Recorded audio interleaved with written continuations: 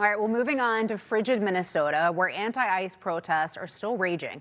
Vice President JD Vance, the latest Trump official, set to arrive in the state tomorrow for a roundtable with local leaders. The visit has everyone on edge. DHS is raising alarms over a new database used by anti-ICE activists, now tracking more than 3,900 suspected federal vehicles. Minnesota officials doing nothing to stop the violence, instead pouring gasoline on the dumpster fire, particularly tampon Tim Walz, who was seen today inciting rioters with a megaphone. Joining us now, Florida Congressman and gubernatorial candidate Byron Donalds. Congressman, nice to see you. Thanks for joining us. Okay, so VP Vance going to Minnesota. I think that's a good move, and it strikes me that maybe it's in response to President Trump expressing his view that the messaging on what ICE is doing there hasn't been as good as it could be. Is that why VP Vance is headed to Minnesota? I agree. I definitely think so. By the way, congratulations to the Vice President and his wife, Usha, on the new addition to their family. I know that they're a great family. They're going to do a tremendous job. But the Vice President's doing the exact right thing, going to Minnesota, speaking directly to this issue in ground zero, because Democrats have, frankly, they've lost their minds. Look, if you have an issue with federal law, bring that to Capitol Hill.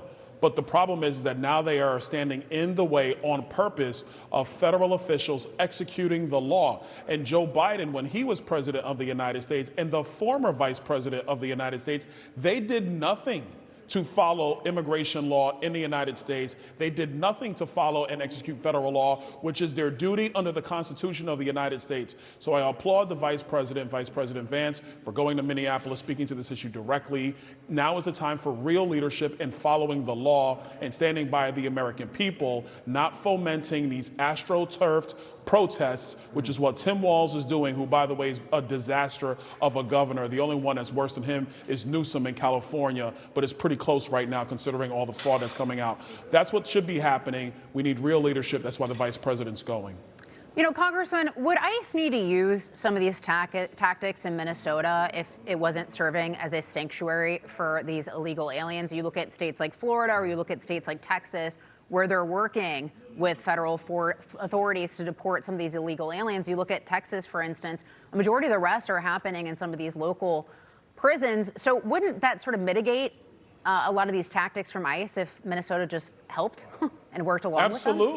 Absolutely. I mean, look at the leadership of Governor DeSantis in my state of Florida. He decided the second that the president was sworn into office that Florida was going to be in assistance to the federal government and, quite frankly, to the political mandate given to Donald Trump when he won the presidency in 2024. And so Florida is the model for that. Texas is doing a great job with that. But what's happened in Minnesota and these other blue states is that they've decided that somehow going against federal law and being obstructionists is the pathway to political power in the United States going forward. And I just fundamentally disagree with that. Like I said, if you want to look at enforcement differently, that's what political campaigns are for, that's what debates are for.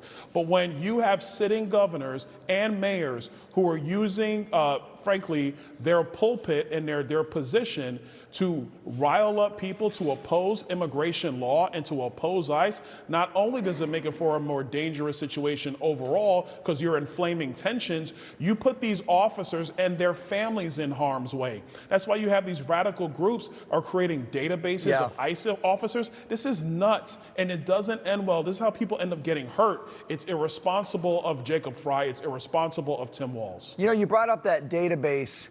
That's the same thought I had. That is like a match ready to strike kindling when it comes to the safety of these agents. And by the way, who knows if these databases are even correct? In other words, these protesters who complain about citizens getting swept up are going to end up putting citizen license plates in these databases, and they're going to harass innocent people in this state, Congressman. My question is, can anything be done about that legally, legislatively? What do you do with these sort of like vigilante databases? Well, I think the first thing is we have to continue to follow the law, and that's what President Trump is going to do. I think secondarily, we are going to have to look at this because it creates a powder keg when you have these protesters, which, by the way, they are funded to do this. When you have them tracking down our officers, that's not going to end well. It's going to create a real problem, and we need to look into that. Congressman Byron Donalds, always good to see you. Thanks for being with us today. Thank you. Thank you. And to your point, real quick, Matt Finn had tweeted out that he had a rental car, and they flagged his car as one of the ICE cars. So he was like, "What happens to a family?" That's exactly what I had. The next people who rent that car are going to be identified as ICE agents, and they're going to get frozen water bottles thrown at them.